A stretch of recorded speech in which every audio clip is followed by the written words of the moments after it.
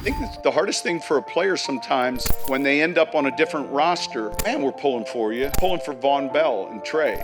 Eli a little bit. Ladies and gentlemen, he is back by popular demand. Eli Apple has returned to social media after staying relatively quiet over the past couple of months. And I have to admit, this entire storyline is so freaking glorious. So you guys already know we had to cover this story. So before we get to the content, make sure you drop a like, subscribe, and turn on our notifications to help the channel grow. We're trying to make a huge push to pass my basketball channel, Flight Mike, in subscribers, which is crazy because I never thought we would pass that channel. And now that we get all of that out of the way,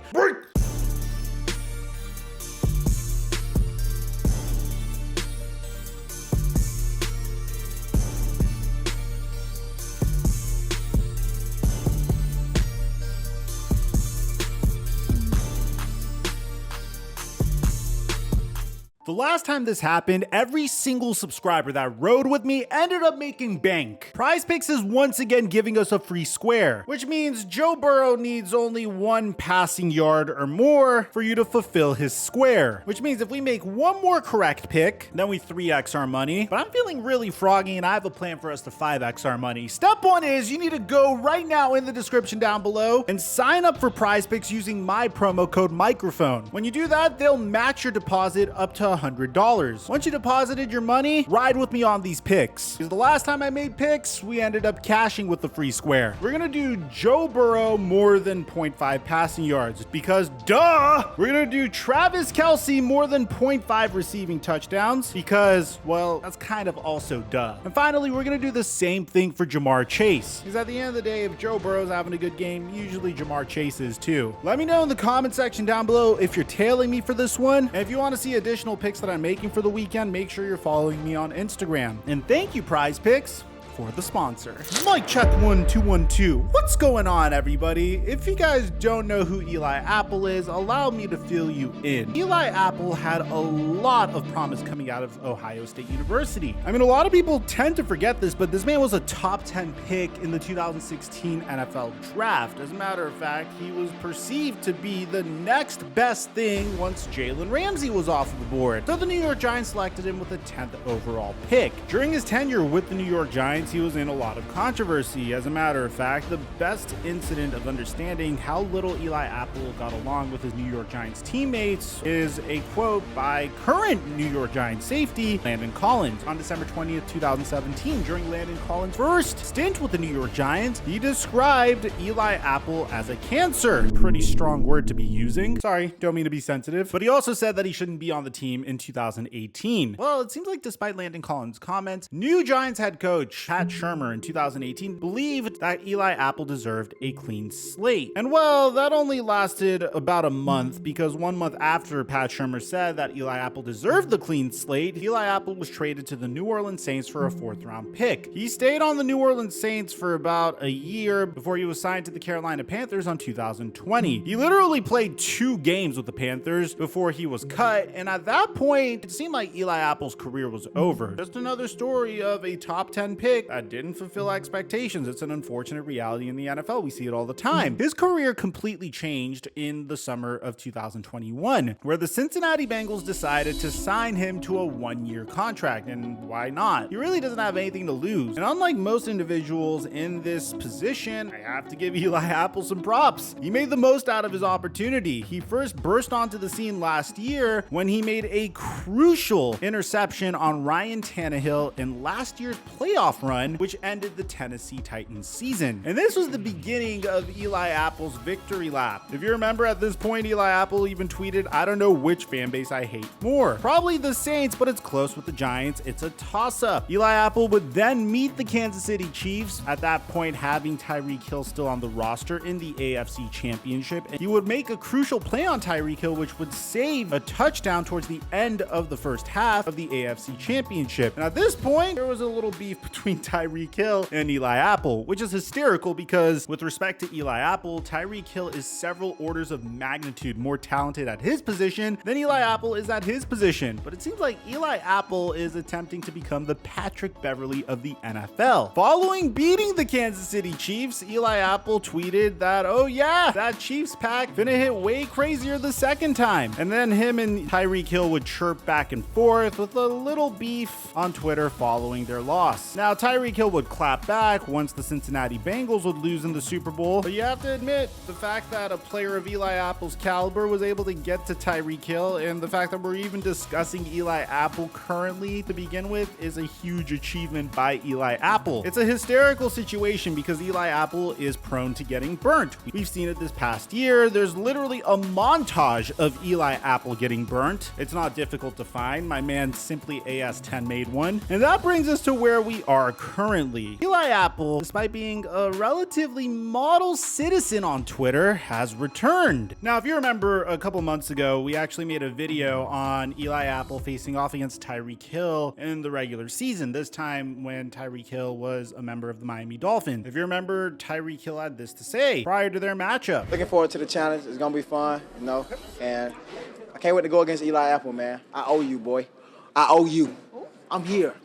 The cheetah is here. Now, for those of you guys that don't remember what ended up happening, this storyline ended up being swept under the rug because that was the game where Tua Tagovailoa unfortunately sustained a really crazy concussion where his hands were thrown up as a result of the sack he sustained. We didn't really get to see the full potential of this renewed rivalry. But for the most part, Eli Apple has remained quiet on social media up until this point. It's almost as if there's like a playoff Eli Apple that's actually a thing here. So a lot of you guys were upset at me for not covering this as soon as it happened because there's a lot of drama about the Buffalo Bills matchup versus the Cincinnati Bengals, primarily centered around Stephon Diggs. And the only reason it took me so long is because, well, there was a lot to cover this past weekend. And usually whenever the playoffs roll around, I try to get you guys post-game recaps as soon as possible and directly tell you what I think about the game as soon as possible. But then as time goes on, when I have the opportunity to go in and check out other storylines of the games, I come out and try to give you guys more polished versions of the news. So my apologies for that. So if you guys don't know what happened between Stephon Diggs and the Buffalo Bills during their game, in the middle of the game, there was this video that went absolutely viral where Stephon Diggs is yelling at Josh Allen. You can see he's really pissed off about something here. I don't know if it's targets. I don't want to assume. I give Stephon Diggs as much rope as he wants. He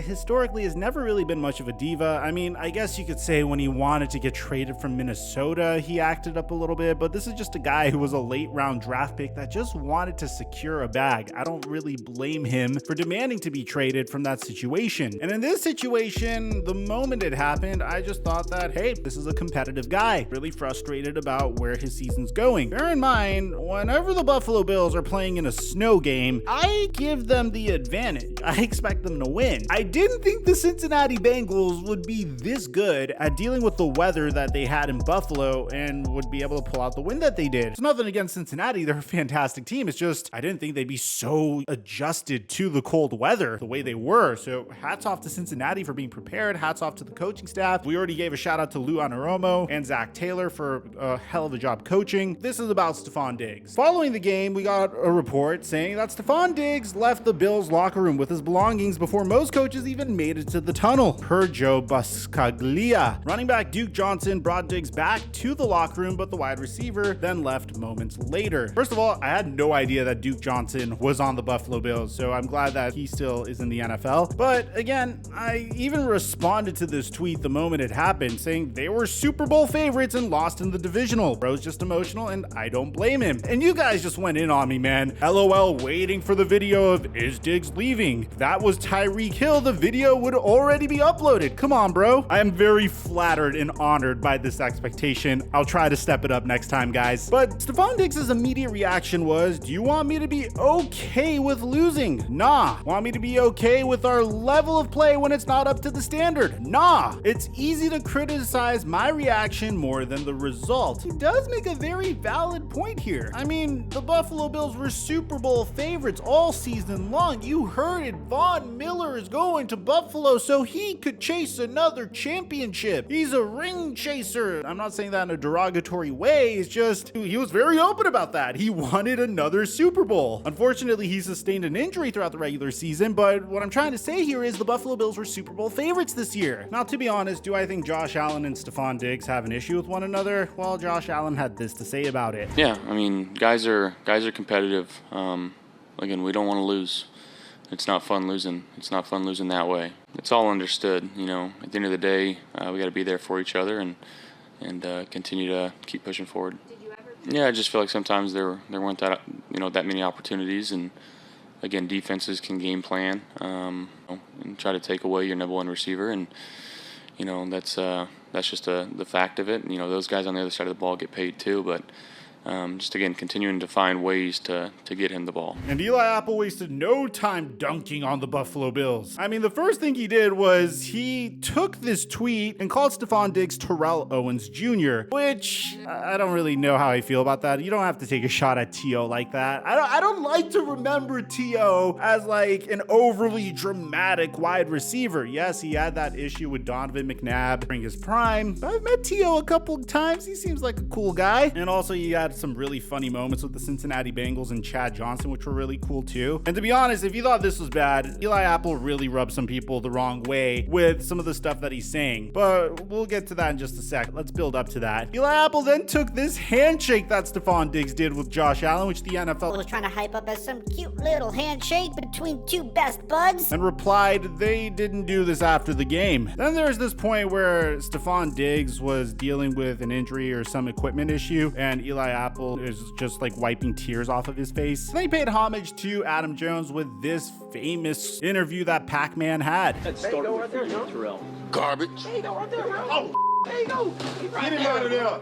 You see him in there? And then probably my favorite video of this entire situation is the Eli Apple spank video, but I think probably the best troll of all here was Eli Apple's post-game interview. Check it out.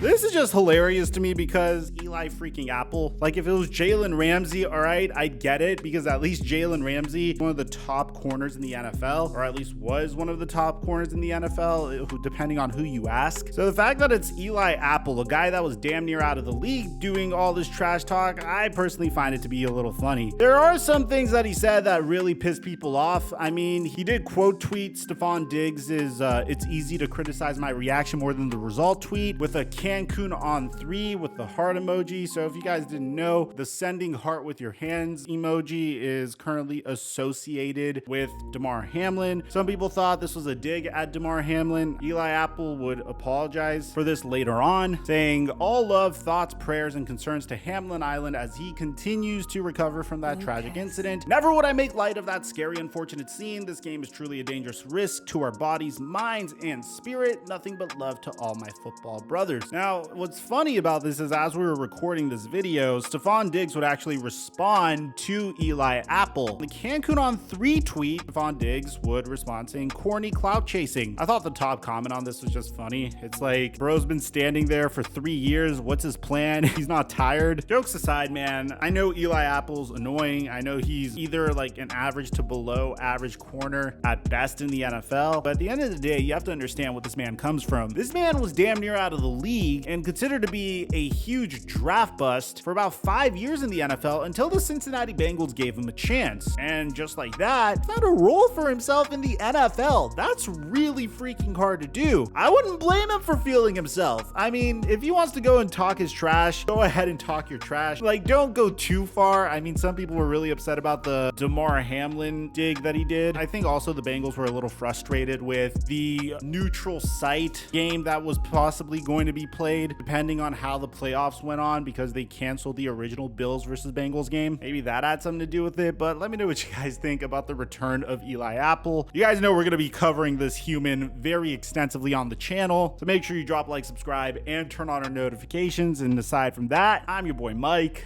and I'm dropping our mic until our next upload.